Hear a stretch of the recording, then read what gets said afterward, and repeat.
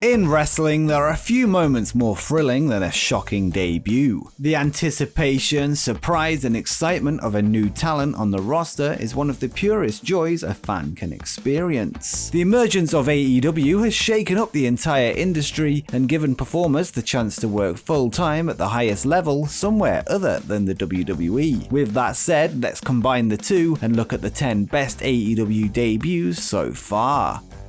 After starting his career in 2015 as Darby Graves, the master of the coffin drop gathered momentum as a precocious talent via GCW, Evolve, AAA, and Progress Wrestling, signing with the newly launched AEW on April 12, 2019. Now better known as Darby Allin, his fearless style and unique appearance made him an obvious candidate as a future star of All Elite Wrestling. First revealed on the Road to Fyter Fest YouTube series, the enigmatic Daredevil addressed the camera with a compelling backstory, cool look, and his live fast, die young philosophy. Allin was instantly captivating, memorable, and genuine in a way others spend years trying to cultivate. At the Fyter Fest pay-per-view itself, he debuted in a 20-minute time limit draw against Cody Rhodes, repeatedly showing both his Daredevil style and his never-give-in attitude against one of the biggest names in the company. Darby has since gone on to have an AEW TNT Championship run and is now enjoying a high-profile run as the protege of wrestling legend Sting.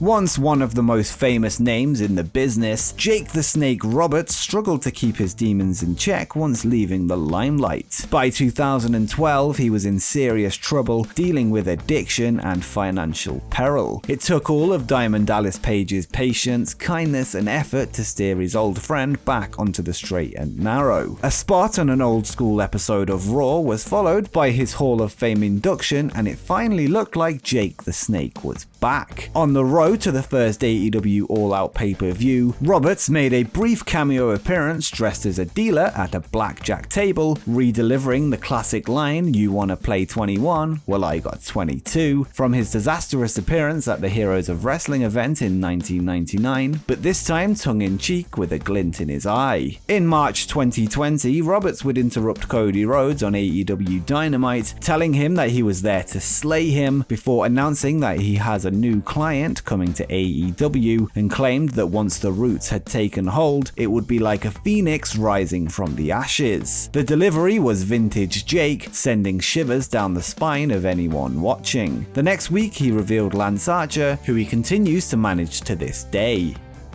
Santana and ORTIZ were already well-established tag team champions when AEW was formed back in 2019. The duo were coming off the back of an Impact Wrestling run and were two of the hottest free agents on the market. WWE were known to be in negotiations with the team, which added to the surprise when at the first AEW All Out pay-per-view, two masked men invaded the ring whilst the Lucha Brothers celebrated their stunning ladder match victory over the Young Bucks. The duo cleared the ring, donning Bill Clinton and JFK rubber masks before revealing their identity. AEW had just signed one of the best tag teams in the world, and it had everyone talking. The tag team, now known as Proud and Powerful, would cement their status on the first episode of Dynamite in October of that year, aligning themselves with Chris Jericho as part of the promotion's leading faction, the Inner Circle. They feature heavily on the show to this day, having taken part in some of the biggest and most memorable feuds in AEW so far.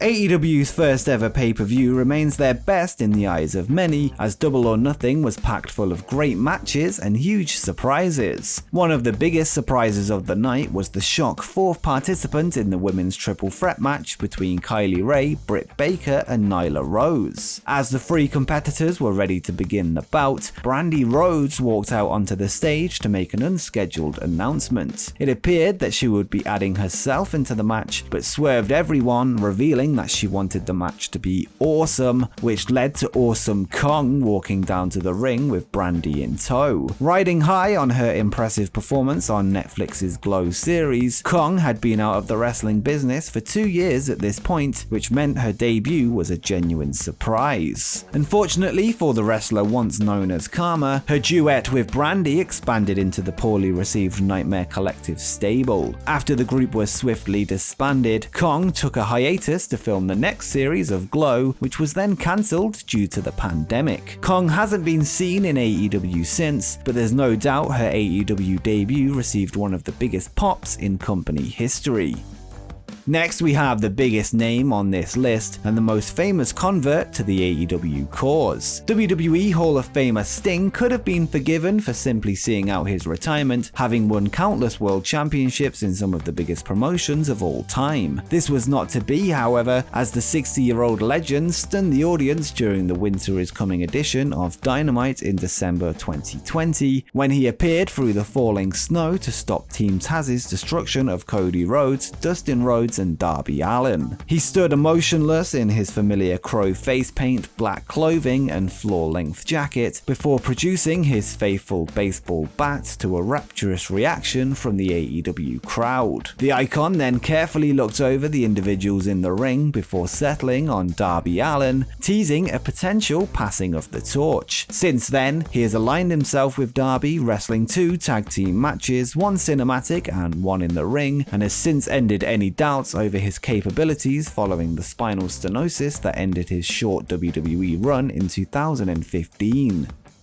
Luke Harper's near-decade-long run in WWE was a modest success, notching up 3 tag team titles and an Intercontinental Championship during his time there. As part of the Wyatt family, he was often involved in major storylines and was a well-liked worker by fans and his colleagues. Like many WWE mid-card talents, he had untapped potential that Vince McMahon either didn't see or wasn't interested in exploring, which is why there was a sense of gleeful anticipation when he became a free agent in 2019. Once AEW's Dark Order began teasing the Exalted One as their mysterious leader, the internet was set ablaze with speculation on who it could be. After 6 months of suspense, we finally had our answer, as Evil Uno stood in the middle of the ring and told us that he was here. Christopher Daniels and Kazarian came out to protest that the Dark Order was nothing more than a scam and that there was no Exalted One. The Fallen Angel was then cut off as the big screen displayed cryptic scenes and garbled speech. Suddenly, the image became clear: Brody Lee was here. Repackaged as a mesmerizing cult leader, Lee appeared behind Daniels and Kazarian before the Dark Order issued a heinous beatdown. It was an electrifying introduction that ignited a huge fire under the Dark Order, who had until this point became disconnected with the AEW audience. In one of the saddest tales in modern wrestling, Lee's debut was scheduled to take place in his hometown of Rochester, New York, but the pandemic caused the show to be cancelled. We can only imagine how big that pop would have been, and later that year he would sadly pass away, meaning he never got to work in front of a full AEW crowd.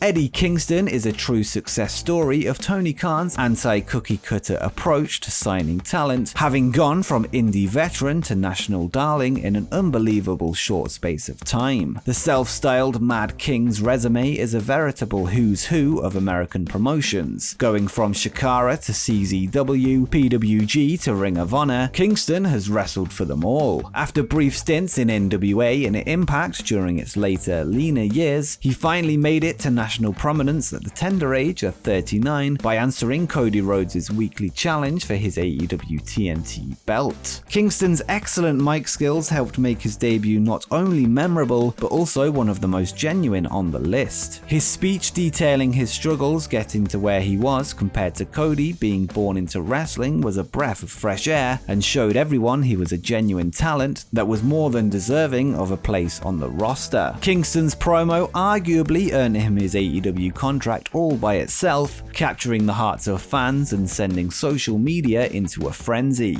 Before his debut, Eddie had admitted to himself that his wrestling days were coming to an end, and after the pandemic hit, so was his wallet. So much so that he was forced to sell his wrestling boots to help pay his bills. Thanks to his AEW debut, he can now live comfortably for the foreseeable future. And quickly, just before we continue, make sure you scroll down and drop a like and subscribe with notifications turned on so you don't miss any upcoming wrestling content as we head towards 20,000 subscribers. But now that you've done that, let's get on with the rest of the video.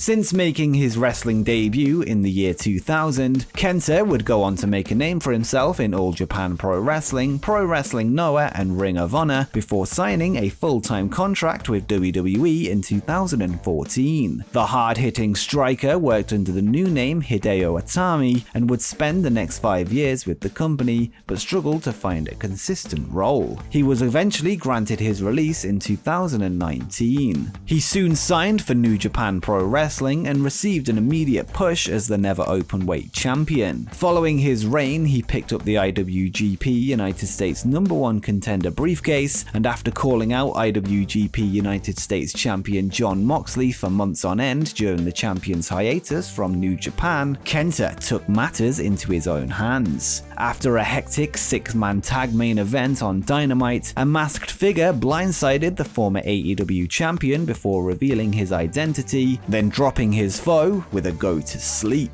Not only was this an excellent debut, it broke down the forbidden door between New Japan Pro-Wrestling and All Elite Wrestling, which many felt was closed forever when several key New Japan stars left to start the Jacksonville promotion. NJPW's new management saw the benefits of the partnership, and Kenta's debut was the catalyst for an exciting era in pro wrestling. After a long and decorated career on the independents as Tommy End, the sinister Dutchman was signed to NXT in 2016. Rechristened Malakai Black, he had 3 successful years on the developmental brand before finally reaching the main roster in February 2019. WWE's creative struggled to find a role for him as he languished on the mid-card until his 2021 release. Having been released on June 2nd, the newly named Malakai Black made an appearance on the July 7th episode of AEW Dynamite, exactly 30 days after becoming a free agent. Following technical issues that caused a blackout in the arena during the QT Marshall Cody Rhodes strap match earlier in the night, Black aptly appeared out of the second blackout of the night to attack Cody and Arn Anderson before skulking to the back. What made the debut even more shocking was the fact that it happened so soon after his release. It has since been revealed that WWE had failed to update Black's non-compete clause in his contract when moving him from NXT to Raw, which meant Black's deal had the 30-day non-compete clause usually reserved for developmental talent rather than the typical 90 days. This allowed him to make a seamless switch from one promotion to the other whilst retaining his buzz and eliminating the cool-off period that WWE wrestlers usually endure.